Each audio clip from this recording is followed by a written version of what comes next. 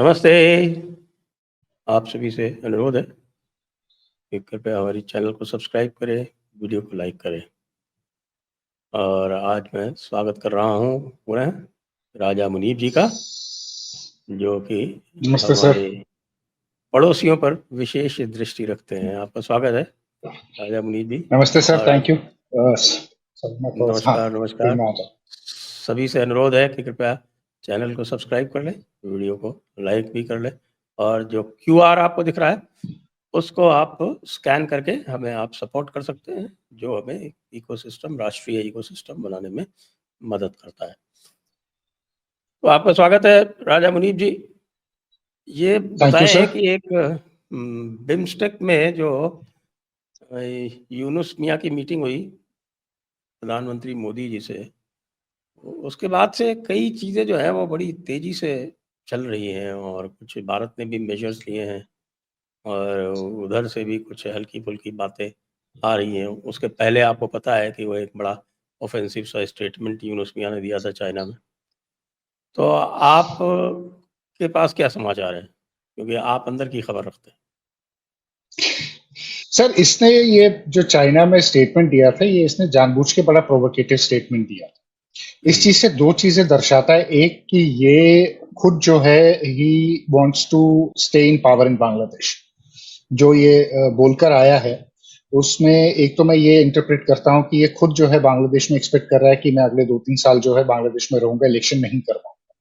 क्योंकि जिस हिसाब से इसने चाइनीज को ये ऑफर दिया है, चाहे फिर वो मोंगला पोर्ट का है या फिर लाल मनोहर एयरबेस का था, या फिर वो एसएसजी बनाने का है, उससे साफ दर्शाता है कि he wants to build very strong relations. Mongla का दिया है ना, मोंगला पोर्ट का। अच्छा, तो उस पे तो दे हैव सैंक्शन $400 मिलियन का उन्होंने कहा है कि अपग्रेडेशन के लिए देंगे ना। मोंगला पोर्ट इंपॉर्टेंट इसलिए है, ये बिल्कुल कलकत्ता के पास में है। मोंगला पोर्ट के लिए इसलिए इंपॉर्टेंट है क्योंकि इंडिया के पास इसका फ्री ट्रेड एक्सेस था, हसीना ने लास्ट ईयर दिया था, और इसने वो कैंसिल करके अब चाइना को उस पोर्ट में इसने एक्सेस, ये इंफ्रास्ट्रक्चर की बात की और एक्सेस की बात की। तो एक तो ये है कि दिस टेल्स यू कि he wants to stay in power in Bangladesh, और ये चाइना के साथ, अमेरिकन के साथ तो फॉल आउट इसका है ही है। ये क्लियर मैसेज हमको भी नहीं था, ये अमेरिकन को भी था कि I am completely fallen of from you guys. Trump से इसको कोई सपोर्ट है नहीं। तो इसने शिफ्ट जो किया है, कंप्लीटली पैराडाइम शिफ्ट किया है चाइनीज की तरफ। एक तो इसका ये मैं देख रहा हूँ कि ये बहुत डेंजरस सिचुएशन क्रिएट करना चाहता है, जैसे कि हम बोलते हैं कि 2.5 फ्रंट वॉर या 3.5 फ्रंट वॉर, और जो ये एक वेस्टर्न है, वेस्टर्न पावर्स का एक गेम प्लान है इंडिया को एंगेज रखने का। तो मुझे लगता है कि कहीं ना कहीं ये उस चीज को बड़ा फर्दर कर रहा है, और इसको ये लगता है कि चाइना को लाकर इसका जो नेशनल सिक्योरिटी है, इसकी जो अपनी बांग्लादेश की जो अपनी सिक्योरिटी है, वो सिक्योर हो जाए। He will be in a better position to argue with India, to deal with India by showing us the Chinese card and having Chinese there. Then he sees protection from India. तो एक तो इसका वो है। दूसरा, BIMSTEC पे मुझे नहीं लगता कि कोई खास बात हुई है। बिम्स्टेक पे it was a very cold response. मुझे लगता है more of a formality, diplomatic formality जो एक होती है, और जो करनी भी चाहिए, इंपॉर्टेंट है। I think more than that उसमें कुछ भी नहीं था। हमारे कुछ जो कंसर्न्स हैं, I think we have very forcefully put them in front of him, और अब जो है हम उस पर एक्शन देख रहे हैं, क्योंकि उसके बाद कल इसका ट्रांसनेशनल ये ट्रेडिंग बंद कर दिया। ट्रेडिंग रूट इसका जो है वो बांग्लादेश का पूरा बंद कर, ट्रांसशिपमेंट पूरी बंद कर दी। तो दैट टेल्स यू कि we are very serious in dealing with him. Chinese ने अभी कोई फुल रिस्पॉन्स तो दिया नहीं है, but Chinese will be looking at this opportunity at the moment, क्योंकि अमेरिकन भी सेंट मार्टिन की हश बातें तो कर ही रहे।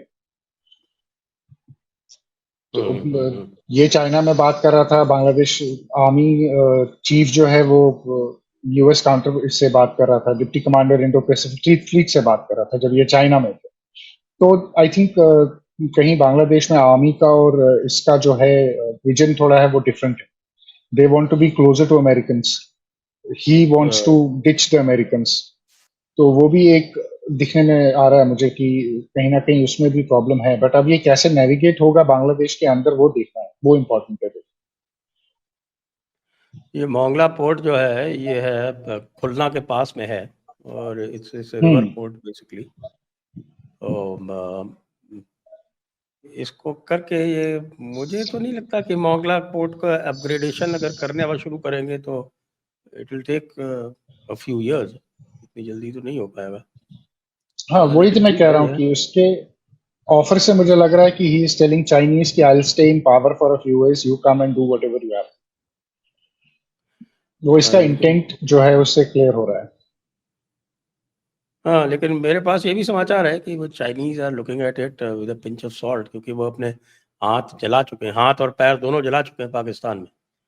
तो यहाँ की अनस्टेबल सिचुएशन में ठीक है। अच्छा, हाँ, कोई बट उनका जो देखें, यूनुस की मीटिंग के बाद में किसी भी तरह का कोई जॉइंट स्टेटमेंट भी नहीं आया नहीं, चाइना कोई से। जॉइंट स्टेटमेंट नहीं आया। जो स्टेटमेंट आया था ग्लोबल टाइम्स में जो मैंने पढ़ा था वो बड़ा नॉर्मल सा था। उसमें एयरपोर्ट की ये एयर स्ट्रिप की बात नहीं हुई थी लाल मनोरम, बट इन्होंने डिनाई भी नहीं किया उसको।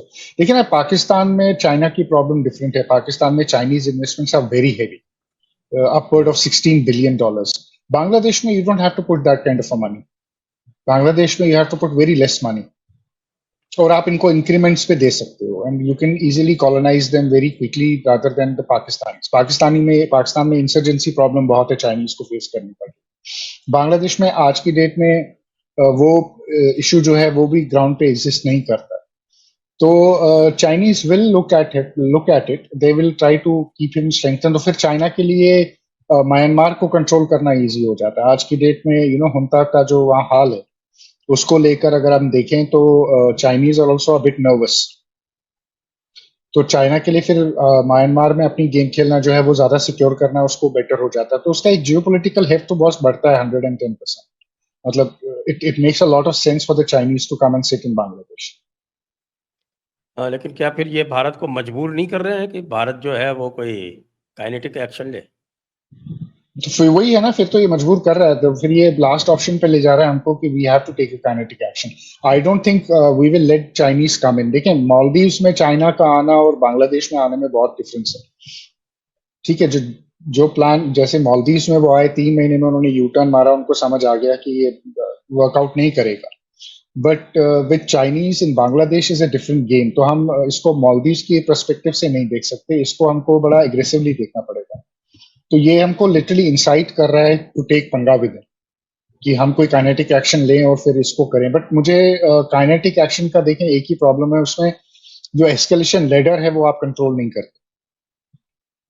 सो that is something we have to be very very careful of. Russia Ukraine is a big example.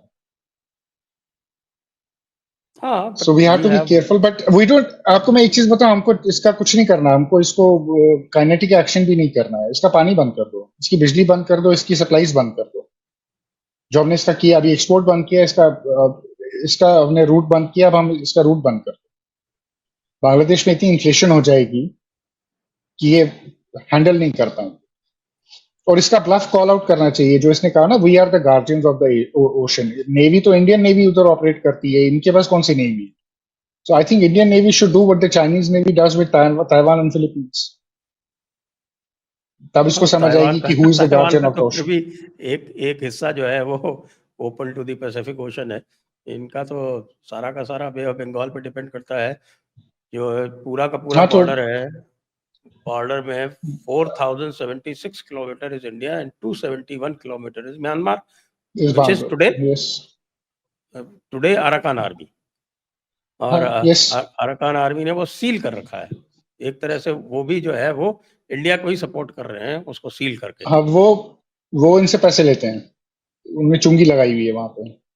हाँ, तो ये चारों तरफ से घिरे हुए हैं भारत से, और उसके बाद भी इनकी ये हिमाकत है। हिमाकत इनकी है, आर्मी की है, या यूनुस की पर्सनली है, ये तो अब देखना नहीं, पड़ेगा ये तो कि। ये तो इकोसिस्टम है। यूनिस की पर्सनली नहीं हो सकती। जब तक उसको बैकिंग नहीं है इस चीज के लिए तब तक वो करेगा नहीं। जब तक उसको इंटरनेशनल सपोर्ट नहीं है इस चीज के लिए तब तक वो करेगा नहीं। और इस्लामिस्ट का तो बड़ा क्लियर है, he has a huge Islamist backer. तो उनका एजेंडा तो बड़ा क्लियर है इंडिया को लेकर। तो ऑब्वियसली वो भी प्ले करता है इसमें पार्ट। सो ये ही is a useful tool, nothing else. Pakistan 2.0 बनने की कोशिश कर रहा है ये। देखते हैं कहाँ जाता है, कितनी दूर तक भागेगा, वो देखना है इसका। पाकिस्तान 2.0 और जो उनका जो इंटरनल डायनेमिक्स है वो कैसे प्ले आउट कर रही है और आगे करेगी। नहीं, वो इंटरेस्टिंग है क्योंकि उसमें अगर आप देखेंगे बीएनपी ने बोला है कि हम प्रोटेस्ट करेंगे दिसंबर में, अगर इलेक्शन नहीं होते, दिसंबर तक की डेट नहीं आती तो हम प्रोटेस्ट करेंगे बांग्लादेश में। उनकी शायद यूनिस से मीटिंग होनी है, उन्हें कहा पहले हम मीटिंग करेंगे, इससे डेट मांगेंगे। अगर ये डेट देता है दिसंबर की तो ठीक है, नहीं देता है तो then we will protest. But उसमें एक चीज बड़ी इंटरेस्टिंग है, उसमें जो हिफाजत इस्लाम है, they are backing BNP now. So वो जमात के साथ उनका थोड़ा खिटपिट हो गया, वहां से वो टूट कर बीएनपी के साथ जुड़ गए हैं जा।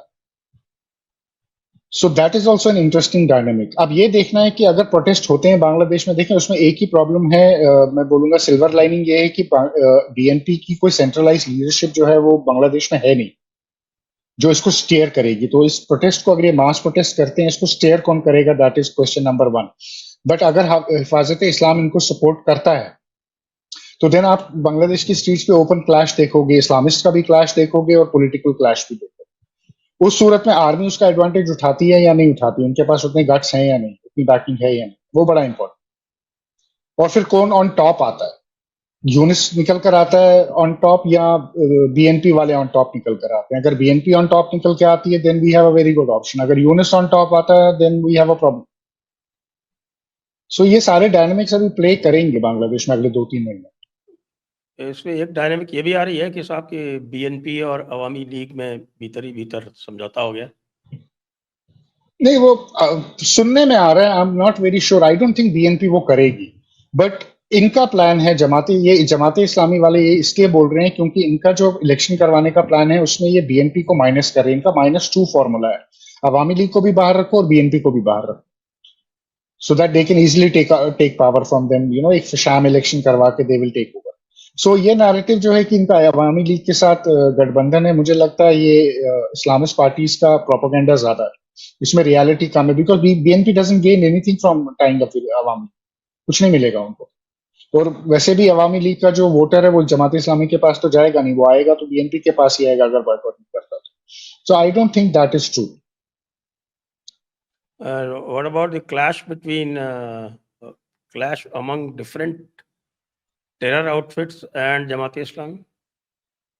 तो वही मैं कह रहा हूँ, अगर हिफाजत इस्लाम और जमात इस्लामी का क्लैश होता है तो वही देखना है कि ऑन टॉप कौन आएगा। देखिए जमात के पास स्ट्रीट पावर तो बहुत है, वो बहुत ऑर्गेनाइज्ड एक पार्टी है, इस्लामिस्ट पार्टी है, इनके पास हमेशा से स्ट्रीट पावर बहुत रहा है। मगर स्ट्रीट पावर ये कभी कल्मिनेट नहीं कर पाते इनटू पॉलिटिकल पावर। पाकिस्तान में भी हमने देखा जमात इस्लामी के पास बहुत पावर है, स्ट्रीट पावर तूफान की है, मगर कभी पावर में नहीं आते, सीटें कभी नहीं जीतते।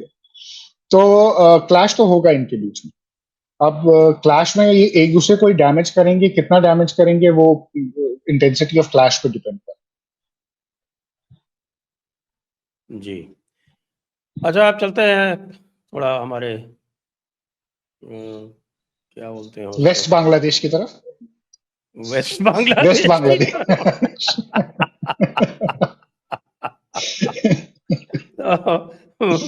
वेस्ट बांग्ला, बल्कि आजकल ये चर्चा होती है कि भाई पहले कौन टूटेगा, क्योंकि अगर बांग्लादेश टूटेगा तो उसमें एक्चुअली इंडिया के पास चिकन लेग वाला ऑप्शन और ऊपर का जो रंगपुर वाला ऑप्शन तो बहुत ही आसान ऑप्शन है, अनलाइक यूक्रेन में तो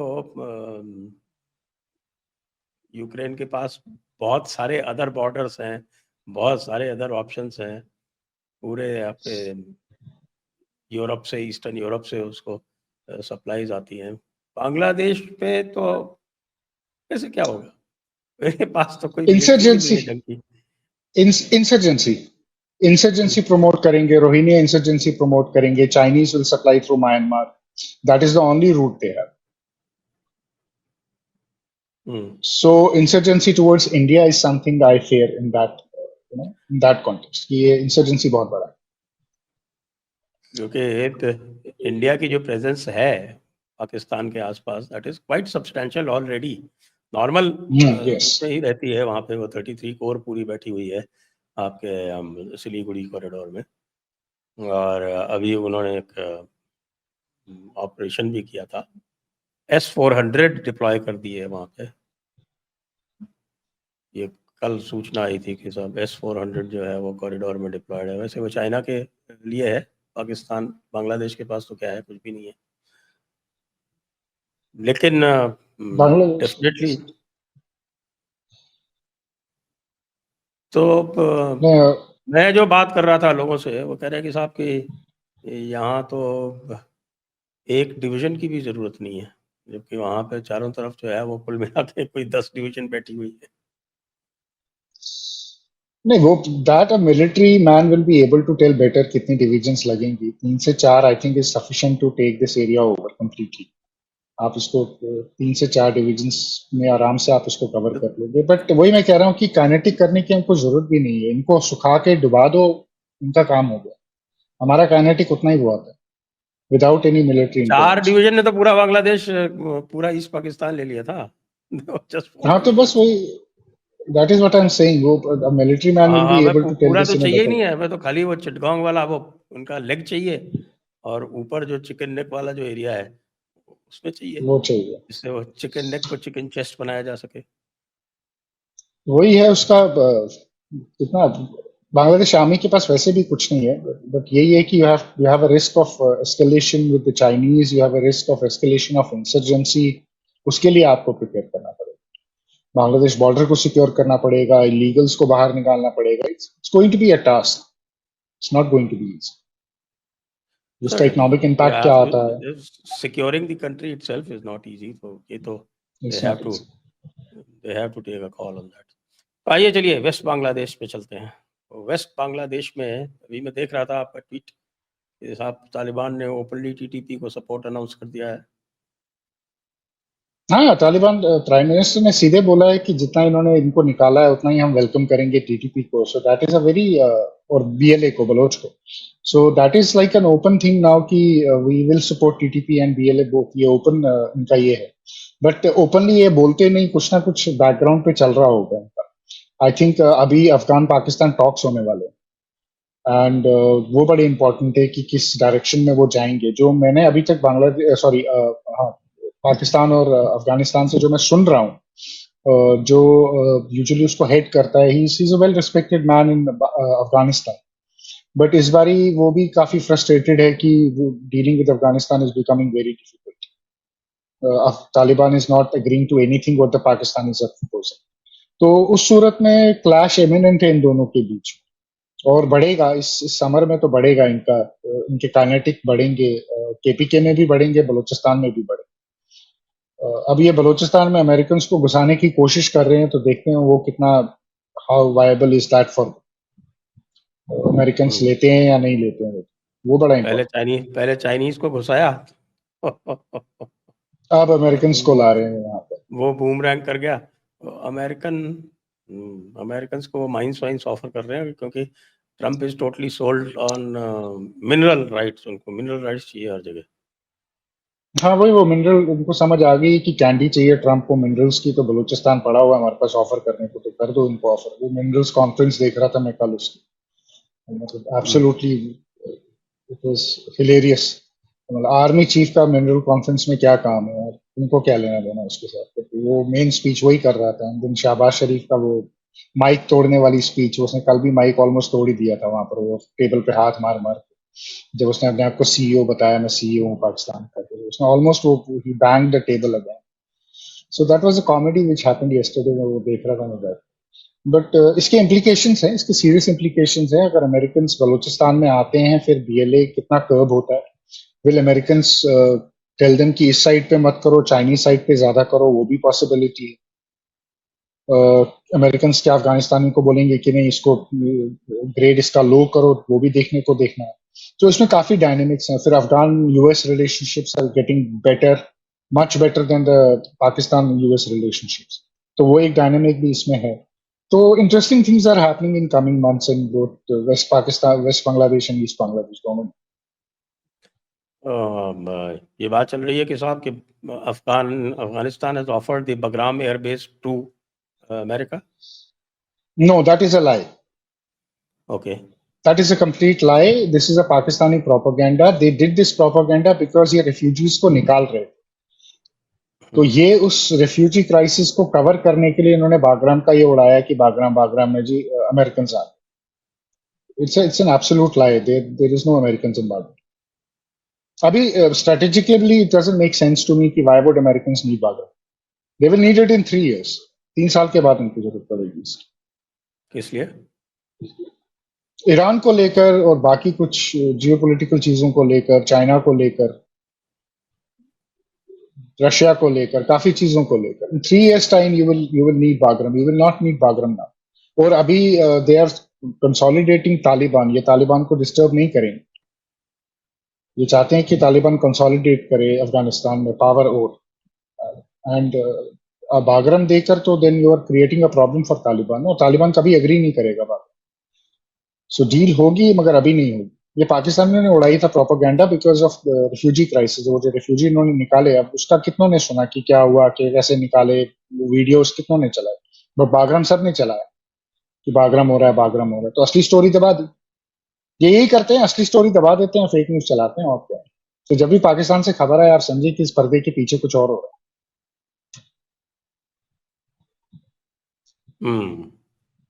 हाँ, ये तो खैर ये डिसइंफॉर्मेशन में तो काफी एक्सपर्ट है ये लोग. है. ये एक्सपर्ट है. जी हाँ, जी हाँ. और अभी थोड़ा अटैक्स में कुछ लेटअप है ईद के बाद. अटैक्स में थोड़ा सा कमी है. अभी एक ही मेजर अटैक हुआ था साउथ वजारिस्तान में, वहां इनके 10 मरे थे. बट कल बलूचिस्तान में क्वेटा में 3 पुलिस वाले मारे. मतलब अब हम इसलिए कहते हैं लेटअप है कि हम लार्ज क्वांटिटी ऑफ कैजुअलिटीज नहीं देख. बट अगर आप ऐसे देखोगे एक दिन के 8-10 तो अभी भी मर रहे हैं, चाहे फिर वो सिंगुलर इवेंट में है या मल्टीपल इवेंट्स में.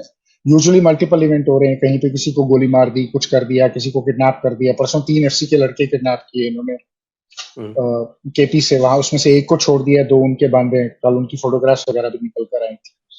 तो थोड़ा सा जो है वो लार्ज स्केल अटैक्स नहीं हो रहे हैं. बट देन आई से कि ये लार्ज स्केल अटैक कभी नहीं होते जब they are preparing for a larger assault. So that means a larger assault is coming. जो माइंस हैं आपके रक्षान एरिया में, रेकोडिक और वो क्या दूसरा वो सैंडियाक, क्या नाम है? सैंडिक. क्या उनका रूट ओपन है या क्लोज्ड है? नहीं, उनका रूट अभी तो बंद है. इन्होंने रिकोडिक को सिक्योर करने के लिए 2 बिलियन रुपीस लगाए हैं, 2 अरब रुपए लगाए हैं. सैंडिक का रूट पार्शली ओपन है. सैंडिक देखिए इसमें बड़ा इंटरेस्टिंग है. रिकोडिक स्पेनिश कंपनी चला रही है जिसमें अमेरिकन आ रहे हैं. सैंडिक चाइनीज ले रहे हैं. तो ये बड़ी क्लोज प्रॉक्सिमिटी में दोनों माइंस है. एक तरफ यूएसए है, एक तरफ चाइना है. एट द मोमेंट इनका रूट जो है वो कंप्लीटली ओपन नहीं है. They have issues. डीएलए उस पे कॉन्स्टेंटली प्रेशर बना के बैठी होती है. सैंडिक पे ज्यादा, रिकोडिक पे उतना नहीं. रिकोडिक पे दे आर ऑफ, सैंडिक पे दे आर वेरी हाई. अभी लास्ट मंथ इन्होंने कुछ ट्रक चलाए थे उस रूट पे, चाइनीज ट्रक्स. सो चाइनीज सैंडिक पे प्रेशर ज्यादा है, रिकोडिक पे प्रेशर नहीं. ओके. तो चाइनीज, लेकिन बीच में तो ये हो गया था ना कि इन्होंने जो भी नोशकी में जो हमला किया था उसके बाद तो पूरी तरह से बंद हो गया था. उसके बाद आपके वो कौन सा है वो सुल्तान खान, कौन सी जगह है जहाँ पर एक और हमला किया था और ट्रक्स वगैरह डेरा इस्माइल जमाली में किया था, केच में किया था, नोशकी में किया था. केच तो ऊपर आ गया, तुर्बत के पास. हाँ, तुर्बत के पास किया था. ट्रक्स तो इन्होंने नोशकी के पास ही जलाए थे कहीं पे. ये डेरा जमाली में जलाए थे शायद, I am not very sure. उसी यहाँ डेरा बुक्ती में जलाए थे या डेरा जमाली में, उसी के आसपास कहीं जलाए थे. जी हाँ. एक अटैक तो कॉनवॉय पे तुर्बत में किया था इन्होंने. शेख वहां 4 ट्रक जलाए. शेख वसील. एक तुर्बत में, एक शेख वसील में जलाए थे. यस. तो ये रूट ओपन एंड क्लोज होता रहता है, वही पार्शली है. ये शेख वसील वाला रास्ता है इधर, ये नोशकी है आपके क्वेटा से नोशकी वाले रास्ते में यहाँ पर. तो उसके बाद से ये बंद हो गया था. और इस एरिया में वो आपके हमारे मौलाना डीजल जो कह रहे थे कि ये 6-7 जिले जो हैं वो पूरी तरह से आउट ऑफ कंट्रोल है। उसमें ये वो पूरा जो यही वाले डिवीज़न हैं।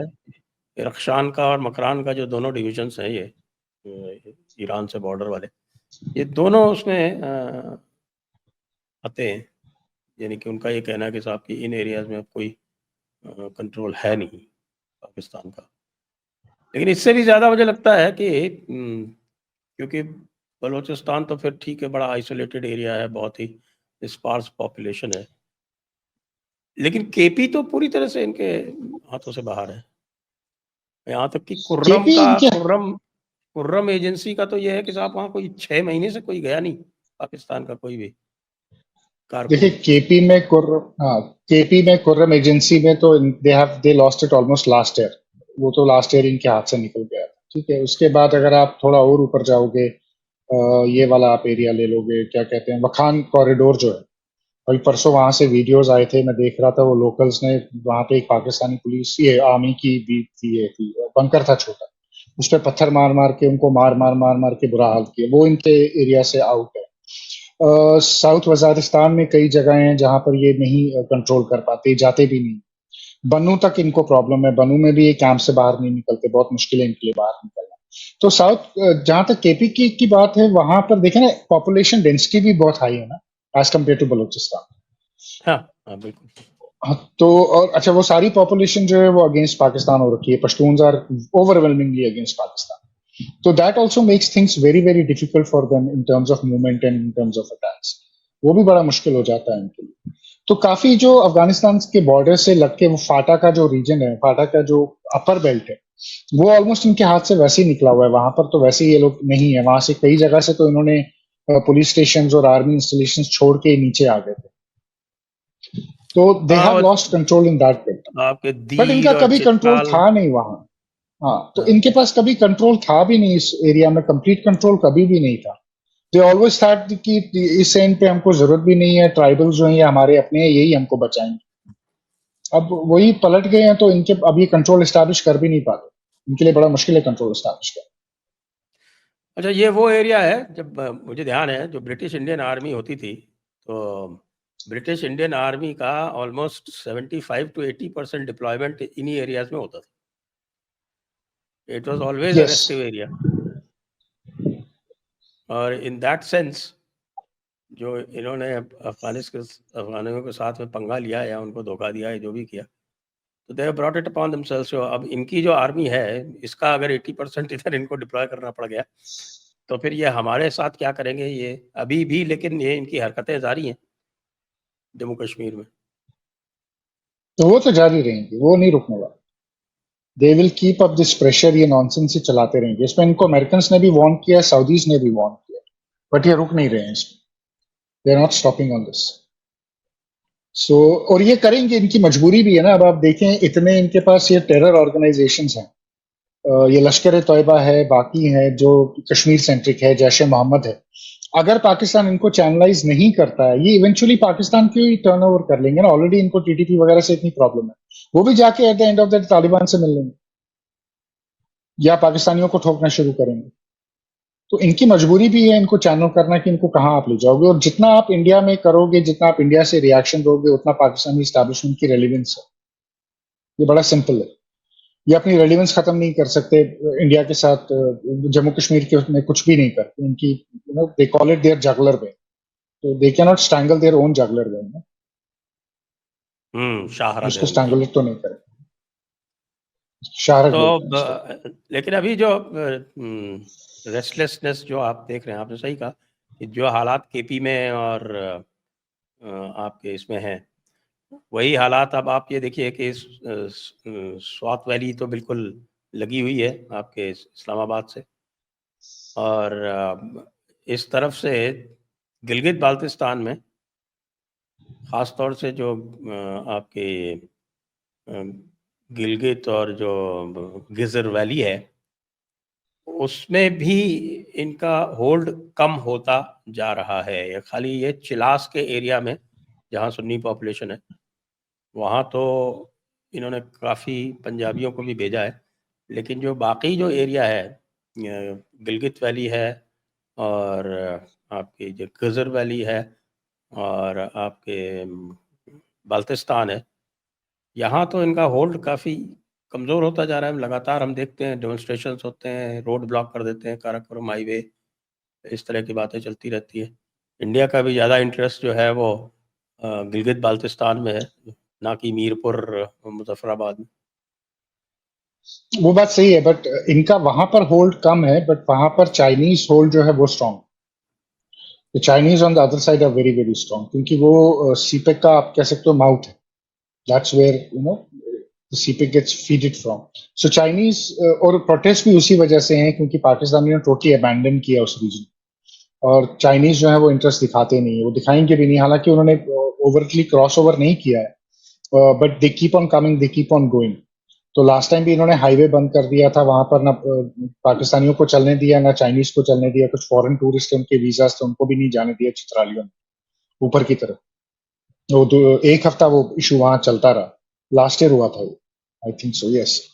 तो चित्राल और वो तो है, बट वहां अब आप चित्राल क्यों, आप पीओजे के ले लो। कल अवामी एक्शन कमेटी जो है, जिसने प्रोटेस्ट किए थे बड़े जबरदस्त, कल उन्होंने ओपनली बोला कि ये जितने ये लश्कर तोयबा और जितनी ऑर्गेनाइजेशन है, हमारे लड़के जो पीओजे के हैं, कम से कम इनको ज्वाइन नहीं करना चाहिए, इनको, ये मारे जाते हैं पार जाए। तो वहां भी अनरेस्ट है। वो भी आपको ये बता रहा है कि पीओजे के में भी जो पॉलिटिकल शिफ्ट हो रहा है वो एंटी पाकिस्तान हो रहा है। They are also moving towards anti Pakistan. तो ये जितना सारा बेल्ट है, चाहे फिर वो पीओजेके का है, चाहे चित्राल गिलगित बल्तिस्तान का है, इसमें एंटी पाकिस्तान सेंटीमेंट पहले भी था और अब तो बहुत ज्यादा हो गया। स्पेशली वो जो लास्ट टाइम प्रोटेस्ट हुए ना, वो आटे को लेकर, उसके बाद से they have not been able to control public sentiment at all. उनकी ग्रीवेंसेस को एड्रेस नहीं कर पाए।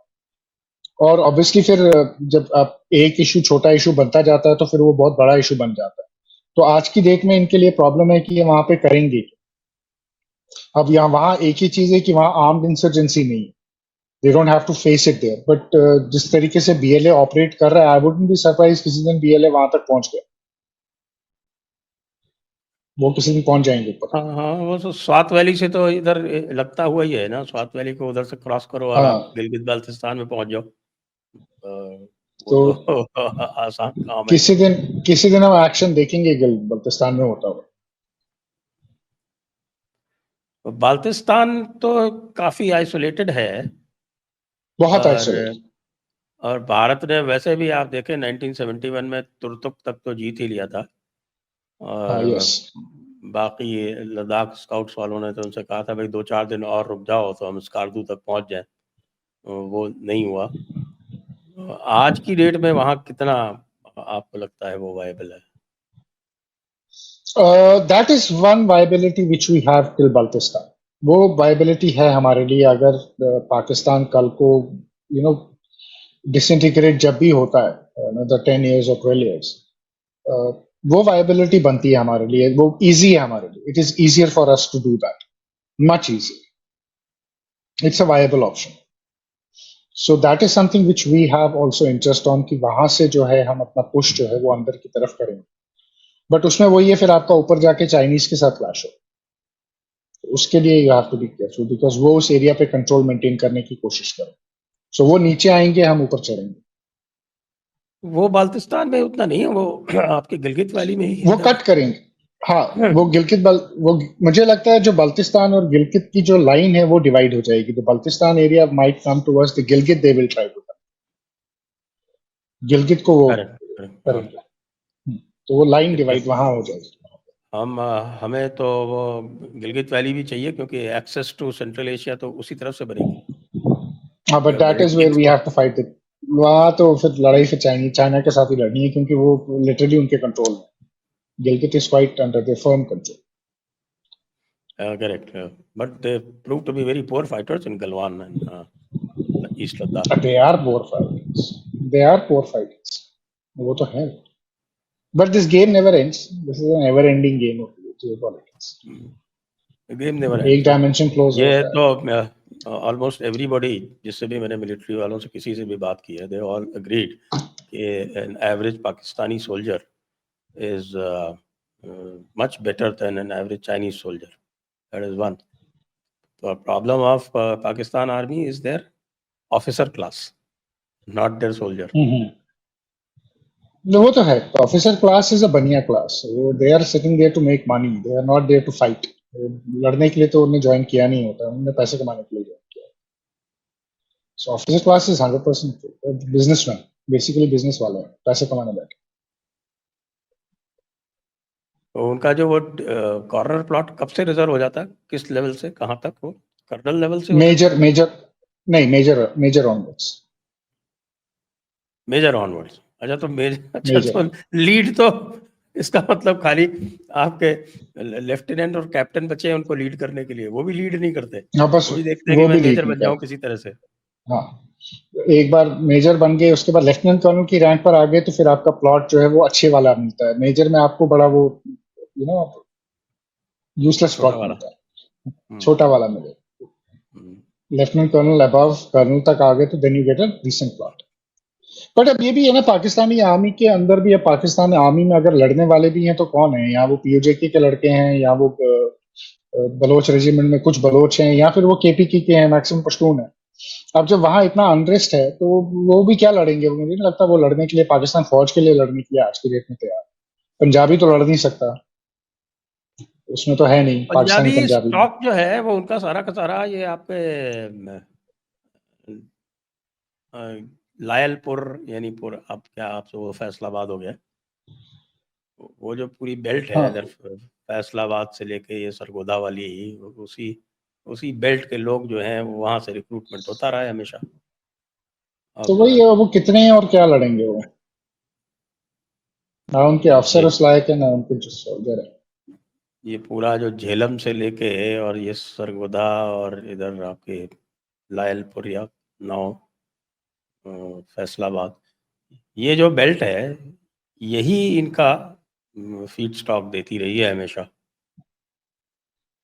लेकिन कहते तो हैं लोग के साथ कि दे आर फाइन फाइटर्स। हमारे लोगों ने भी, मिलिट्री ऑफिसर्स ने भी कारगिल में भी यही अटेस्ट किया था कि they are very good fighters, officers are very poor. We are very humble, our army is very humble. अच्छा, Positions they had and the advantage they had, and we took it back from them. Yeah, they are good fighters. I'm not saying they're bad fighters, but I'm saying कि how better many than fighters? Chinese, better than Chinese, इसमें तो agreed हैं आप। So better than Chinese. हाँ, better than Chinese. Chinese अभी आप देखें वो वहां पकड़े गए, यूक्रेन में पकड़े गए वो दो, उनका वो पासपोर्ट वासपोर्ट निकाल के लाया, जिलेंस्की ने डाला उनको ऑनलाइन। सो बेटर, चाइना के पास है नहीं ना, कॉम्बैट एक्सपीरियंस है ही नहीं, 62 का थोड़ा सा एक्सपीरियंस, या फिर आपका उन्होंने वो जो कोरियन वॉर है उसमें पार्टिसिपेट किया था, but then not very effective. उसके बाद से आप देखें चाइनीज सोल्जर्स और चाइना का रिक्रूटमेंट भी अगर आप देखोगे, 2-2 साल के लिए वो आते हैं आर्मी में, तो ना उनका वो बेंट ऑफ माइंड उतना सोल्जर का होता है, ना वो स्ट्रांग होता है। So Chinese army is a very untested army, Chinese equipment is very untested equipment. Russians face the problem in Ukraine, जब वो रशियन चाइनीज टायर उनके आर्मर्ड व्हीकल्स पे जो थे वो देवर गिविंग अप, तो we know their equipment is very bad. Myanmar ने वो उनके वो J-17 जंक जो है उनको खड़ा करके रखा हुआ है, वो रिपेयर ही नहीं होते, रस्टेड है वो। Chinese equipment is extremely bad, but ये है कि नंबर उनके पास बहुत है, तो नंबर इज ह्यूज, नहीं, सो अब तो दे नंबर ट्राई की टू भी प्रॉब्लम कंपनसेट आ विद गई ना, नंबर्स। अब तो उनकी पॉपुलेशन डिक्लाइनिंग पॉपुलेशन है। हाँ, अब नहीं, तो मैं वेपन नंबर्स की बात कर रहा हूँ, हाँ, पॉपुलेशन तो डिक्लाइन पे है ही है। I am saying stock pile is huge, तो उसका वो फायदा उठा। अब ये जो अमेरिकन ट्रेड वॉर जो शुरू किया है, American trade war with China and specially with China and rest of the world, उसको आप कैसे देखते हैं कि in relation to the see this neighbourhood, is, how does India benefit? India has a lot to benefit from it, provided Indian bureaucracy gets up from its chair, leaves its comfort, and gets on a war footing and does a lot of things. Intrinsic change अगर आती है, India has a lot of opportunity right now. Manufacturing sector में लेकर बहुत ज्यादा opportunity है India के लिए, बट कैसे करते हैं ये वो डिपेंड करता है, हम इसको कितना कैश कर सकते हैं इस अपॉर्चुनिटी को, that is what we have to see. You know, we are not sure कि हाउ वी विल, क्योंकि हमारा ब्यूरोक्रेटिक रेड टेप इतना है अभी भी, कि कोई अपॉर्चुनिटी अगर आपके हाथ में आती है, आप उसको विद इन टाइम कैसे कैच करते हो, वो एक हमारे लिए बहुत बड़ा चैलेंज है। तो क्या हम उस चैलेंज को ओवरकम कर पाएंगे? अगर हम उस चैलेंज को ओवरकम कर सकते हैं बॉस, तो then we are looking at not at 2047, at 2037 we should be looking at what we were looking at 2047. We have an option to, shorten that time period by a decade.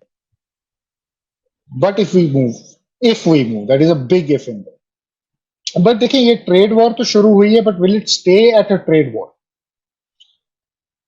That is my question. Because Trump has started a trade war, the Chinese might get hit big time. Why would Chinese stop only at the trade war? Why will they not open any other front? So it's a very dangerous situation. Unless and until the Americans and the Chinese don't come to some agreement onto this, if this escalates, this has a risk of escalating beyond trade wars. You might see something like COVID again, much more lethal, maybe in US and Western countries.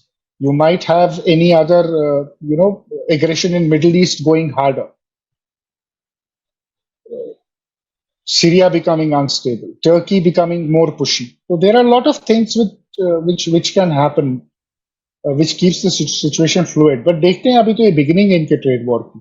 Let's see where does the dust settle. ये dust settle कब होता है वो देखना.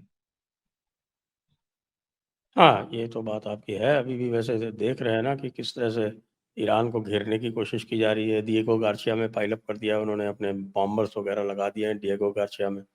और इधर पाकिस्तान को यही कह रहा है ना कि साहब कि पाकिस्तान को जो प्रेशराइज कर रहा है वो ईरान को घेरने के लिए किया जा रहा है। ये सारी बातें हो रही, लेकिन ईरान बड़ी स्ट्रेटेजिक ज्योग्राफी में बैठा हुआ है और इतने सारे इनके बेसेस और सारे के सारे उनकी मिसाइल्स की रीच में है।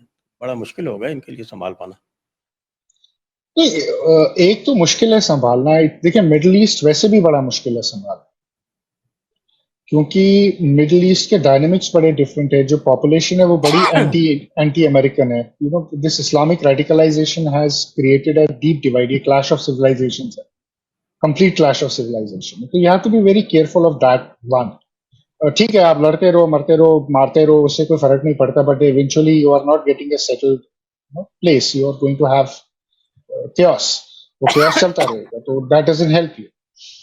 दूसरा, जो ईरान का चाइना के साथ भी बैकिंग है, जो मैं सुन रहा हूँ, जो मेरे को उड़ती उड़ती आ रही है कि now Chinese are looking at Iranians than the Pakistanis. Chinese are thinking Iranians are better partners than Pakistan, so invest in them more. So उनका भी एक चेंज है। I don't know how true this is, only time will tell us. They are shifting more towards Iran than Pakistan. Then the Russians and the Ukraine war. The Russians are also backing the Iranians. So they do have some kind of weightage. And to deal with Iran, you have to deal both with China and with Russia. Without these two of them, taking punitive action on Iran is not going to help you. It will not. Okay, इसीलिए Russia से normalise करने की कोशिश में relations. Yes. Russia is very important. और Russia से normalise करके आप चाइना पे कंसंट्रेट कर सकते हो। जब तक आप रशिया से नॉर्मलाइज नहीं करोगे, then you are again in the, आपने चाइना रशिया ब्लॉक क्रिएट करके रखा हुआ है और they will keep on creating trouble for. जी बिल्कुल। तो हमारे पास एक कम से कम ट्रम्प जब तक है तब तक की तो विंडो है कि हम इसका उपयोग कर सकें। नहीं, डेफिनेटली विंडो है, बट वो एक डिसएडवांटेज भी है। But after Trump, where will America go after Trump? जब तक रिपब्लिकन्स हैं तब तक वी हैव होप, बट अगर कल को अमेरिका में चेंज हो गया और ये वापस आ गए, they will be far more dangerous, far more vengeful. उस सूरत में फिर हम क्या करेंगे? So we don't want to overdo things और overcommit things to the Americans which are going to bite us tomorrow. We have to be very very careful in dealing with Americans. हाँ, वही वाली बात है ना कि America, to be a friend of America is fatal. हाँ, it's very fatal. Henry Kissinger was very right when he said that, it's not the enemies but the friends who have to be careful with America. It's very dangerous to be careful. So I think, but I think we have found a good way of dealing with Americans. We have good relationship. Like Jaishankar ji said yesterday, we have spoken more with United States in last 6 weeks than what we have spoken with Europe in last 2 years. So that tells you the acceleration and the communication which is happening between India and US in this region. So that's a good sign. That's a positive sign. Okay, तो overall आप इसको sum up करें कि इस वक्त जो हमारे east Bangladesh, west Bangladesh से जो चैलेंजेस हैं देखिए वो ईस्ट कहाँ जाएंगे? बांग्लादेश के चैलेंज, ईस्ट बांग्लादेश का जो चैलेंज है वो बड़ा चैलेंज है और उसको सॉल्व होने में टाइम भी लगेगा and we have to be very very proactive in dealing with this. हम हर वक्त रिएक्टिव नहीं हो सकते कि रिएक्शन करते रहें, जब भी कुछ हुआ उसका हम रिएक्ट करें, तब तक हम कुछ करें. आई थिंक वो एक बहुत बड़ा चैलेंज है as compare to west Bangladesh.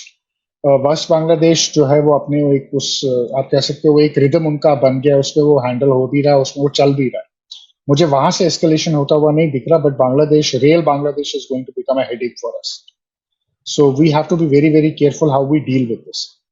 Especially, illegal immigrants जो आ रहे हैं, जो उनकी ये infiltration है, उसको देखना पड़ेगा.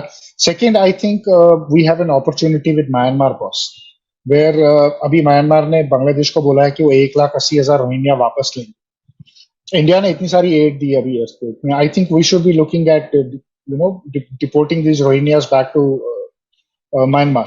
They should be taking. अगर तुम उनसे 1,80,000 ले रहे हो, लाख हमसे भी ले लो यार, कम से कम यहाँ से उठाओ, बाहर करो. तो आई थिंक ये एक चीज है जो बड़ी इंपॉर्टेंट है. We should be looking at these things and same with Bangladesh also. We need to deport Bangladeshis. But Bangladesh से थ्रेट बिगर है देन पाकिस्तान. पाकिस्तान से उतना थ्रेट नहीं है आज की डेट में जितना बांग्लादेश से, क्योंकि अगर पाकिस्तान इंडिया में कुछ करेगा भी, वो वाया बांग्लादेश ही करेगा, वो डायरेक्टली नहीं करेगा. उसका रूट भी बांग्लादेश ही है. तो बांग्लादेश से हमको ईस्ट वेस्ट दोनों पाकिस्तान की, दोनों बांग्लादेशों की थ्रेट जो है वो ईस्ट बांग्लादेश से ही है. जी, तो आज की चर्चा को यहीं पर समाप्त करते हैं. आपको बहुत बहुत धन्यवाद राजा मुनीर जी, और दर्शकों को बहुत बहुत थैंक यू धन्यवाद. सर. जय हिंद, जय भारत, वंदे मातरम. जय हिंद, जय भारत.